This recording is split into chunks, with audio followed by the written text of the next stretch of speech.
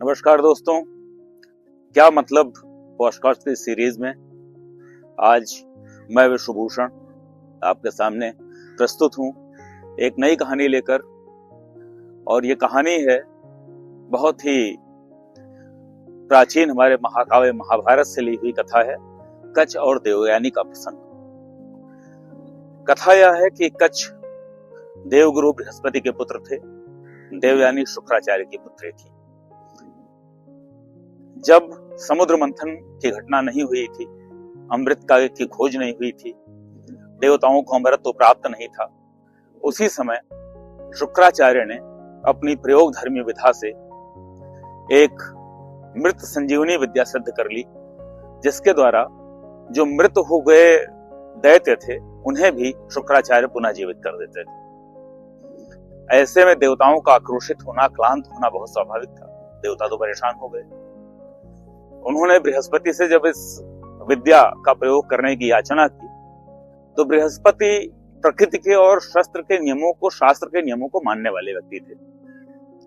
प्रयोग में, नवधर्मिता में उनका विश्वास नहीं था, इसलिए बृहस्पति ने तो मना कर दिया कि यह प्रकृति के नियम के विरुद्ध है, मृत को जीवित करना उचित नहीं है, अतः मैं इस विद्या का प्रयोग नहीं कर सकता। तब बृहस्पति के पुत्र कच्छ से देवताओं ने प्रार्थना की कि आप जाइए और दैत्यों के गुरु शुक्राचार्य से यह विद्या प्राप्त कीजिए। कच्छ शुक्राचार्य के पास पहुंचे। प्राचीन काल में दैत्यों के गुरु की भी एक मर्यादा थी।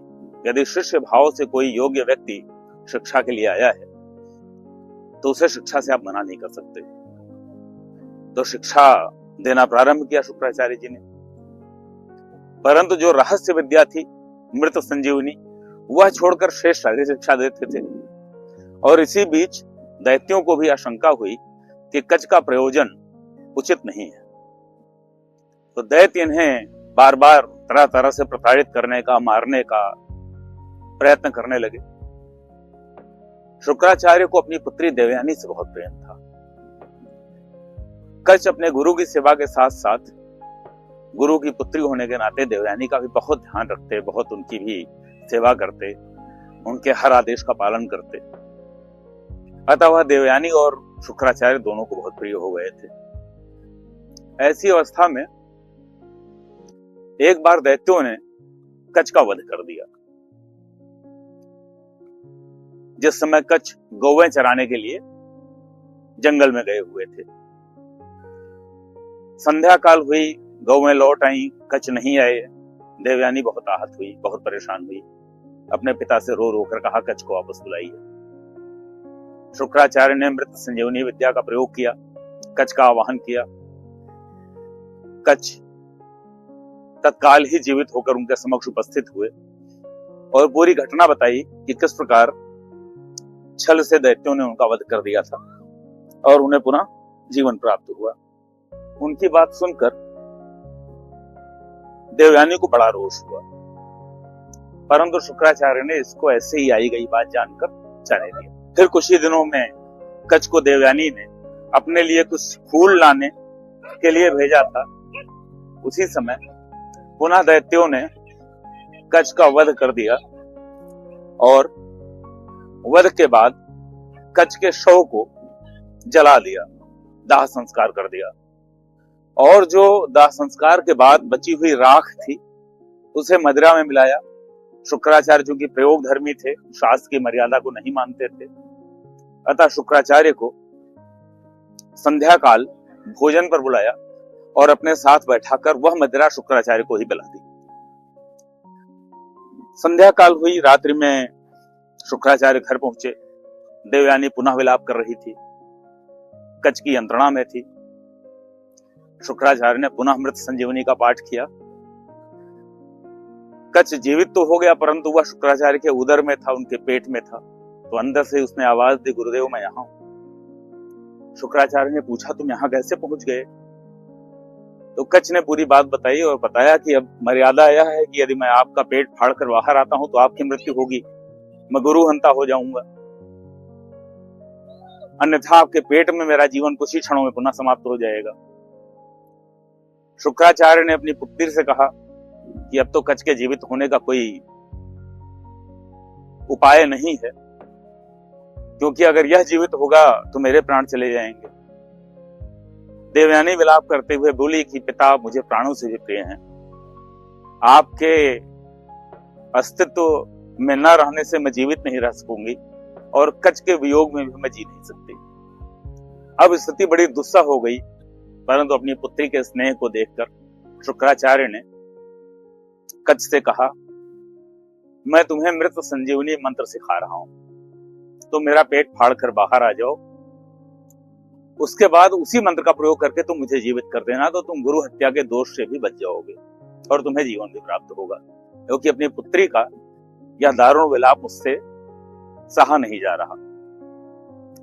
कच्छ ने गुरु की बात मानी, शुक्राचार्य का पेट फाड़कर बाहर आए, पुनः शुक्राचार्य को जीवित किया। कुछ समय और बीता, फिर कच्छ ने शुक्राचार्य से कहा, गुरुदेव, मेरा आने का प्रयोजन पूर्ण हुआ, अब मैं आपसे विदा चाहता हूं। शुक्राचार्य ने आशीर्वाद दिया, कच्छ को विदा किया। इसके बाद कच्छ देवयानी के पास पहुंचे। कच्छ ने देवयानी से भी विदा मांगी। उस समय देवयानी बहुत दारुण दुख में आई। उसने कहा कि मैं तुम्हारा वियोग नहीं सह सकती और मैं चाहती हूं पाणी ग्रहण के द्वारा तुम मुझसे विवाह करो और मुझे पत्नी के रूप में स्वीकार करो।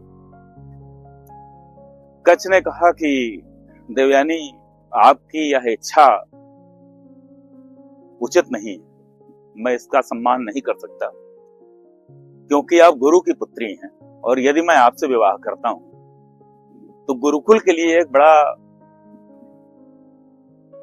ऐसा आदर्श उपस्थित होगा कि देव गुरु बृहस्पति के पुत्र ने अपने ही गुरु की पुत्री से विवाह कर लिया।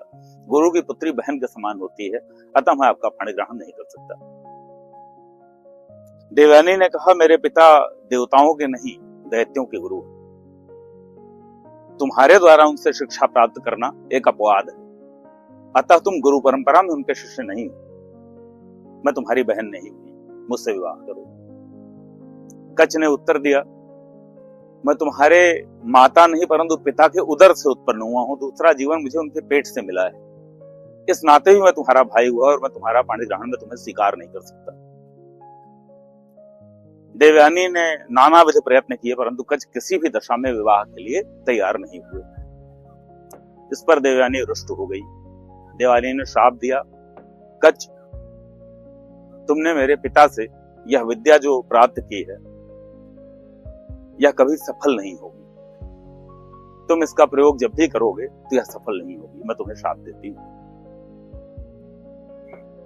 इस पर कच्छ को भी रोष आया। कच्छ ने कहा कि आपको गुरु कन्या मानकर मैं आपका सम्मान करता रहा, परंतु मैं भी श्राप देता हूं, अब आपको वर के रूप में कोई ऋषि पुत्र नहीं मिलेगा और आपका विवाह किसी ऋषि कुल में नहीं हो सकेगा। जहां तक आपके श्राप की बात है तो ठीक है, यह मृत संजीवनी मंत्र मेरे प्रयोग पर सफल नहीं होगा, परंतु मैं जिसे सिखा दूंगा उससे तो सफल हो जाएगा, अतः मेरा प्रयोजन फिर भी सिद्ध है। देवयानी ने कहा, कच्छ, तुम देवताओं की ही भांति धूर्त हो। और कच्छ ने कहा, देवयानी, तुम दैत्यों की भांति ही निष्ठुर हो। और इस प्रकार यह कथा समाप्त हुई। महाभारत की इसी कथा को संजीवनी नाम के एक औपन्यासिक ग्रंथ में महाराजा भोज ने 11वीं शताब्दी में लिखा था। इस पर अनेक वृत्तांत लिखे गए हैं और यही कथा सूक्ष्म रूप में, लघु रूप में और आज की भाषा में, सुराह भाषा में सनातन संवाद कथाएं ग्रंथ जो अमेजॉन पर उपलब्ध है, अनामिका प्रकाशन प्रयागराज से प्रकाशित हुआ है और जिसका लेखक भी मैं स्वयं हूं, वह इसमें उपलब्ध है। आप चाहें तो ऐसी तमाम सनातन संवाद कथाओं का पाठ करके अपनी सांस्कृतिक धरोहर, अपनी सांस्कृतिक कथाओं के बारे में और ज्यादा पढ़ सकते हैं, जान सकते हैं, उनके निहितार्थ को समझने का प्रयत्न भी कर सकते हैं। तो बहुत बहुत धन्यवाद मित्रों, इतना समय देने के लिए। जो दानव, दैत्य, आदित्य, असुर, राक्षस के प्रतीक हैं प्राचीन काल में, वह आज भी उपस्थित हैं। आज भी तकनीक की उन्नत होना दैत्यों के पक्ष में कई बार होता है और जो आदित्य या देव पक्ष है उसको उनसे तकनीक भी ग्रहण करनी होती है, परंतु संबंध कहां तक रखना है, कितना रखना है, यह भी हमारे प्राचीन ग्रंथ, प्राचीन शास्त्र बताते हैं, जो कई बार हमें सामने से प्रत्यक्ष रूप में प्रथम दृष्टया देखने में, प्रेमा फेसाई देखने में लगता हो कि कच को विवाह कर लेना था, परंतु जो बेहतर आदर्श की स्थापना होती है वह आवश्यक होती है। इस नाते कच के उस बलिदान को, उस त्याग को भी हमें ध्यान में रखने की आवश्यकता होती है। बहुत बहुत धन्यवाद। मैं समझता हूं कि इस पूरी कथा का मतलब आप बिल्कुल समझ गए होंगे, और जब आपसे कोई पूछेगा इसका क्या मतलब, तो उस मतलब को आप बता सकेंगे। बहुत बहुत धन्यवाद। आपसे विदा लेता हूं मैं, विश्वभूषण।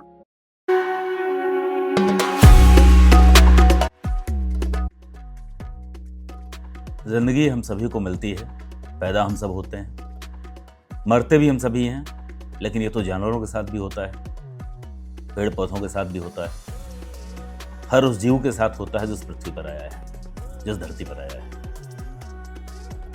इंसान के पास एक बहुत ही खूबसूरत जो तोहफा दिया है भगवान ने हमें, वो है अपने मन पर नियंत्रण कर सकने की शक्ति और मन को समझने की शक्ति। ब्रेन सभी जीवों के पास है, मस्तिष्क सबके पास है, देह सबके पास है, मन केवल मनुष्य के पास है, और इसीलिए हम मनुष्य कहलाते हैं। हमारा मन अच्छा भी होता है, मन खराब भी होता है। कहा गया है मन के हारे हार है, मन के जीते जीत।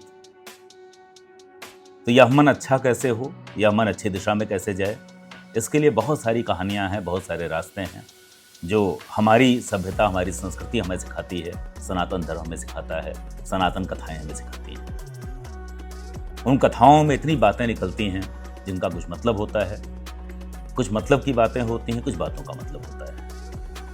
हम पूछते हैं इसका क्या मतलब है, और फिर हम उसका अर्थ निकालने का प्रयास करते हैं, उनको सुनने का प्रयास करते हैं। जब हम कथाएं सुनेंगे तब मतलब की बातें होंगी, तब बातों का मतलब भी निकलेगा और ज़िंदगी का मतलब भी समझ में आएगा। तो आइए सुनते हैं ज़िंदगी की इन्हीं कहानियों को मेरे साथ। मेरा जो नाम मेरे माता पिता ने रखा है विश्वभूषण है।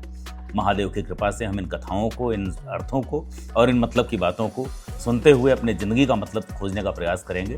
तो यही हमारे इस कार्यक्रम का उद्देश्य है।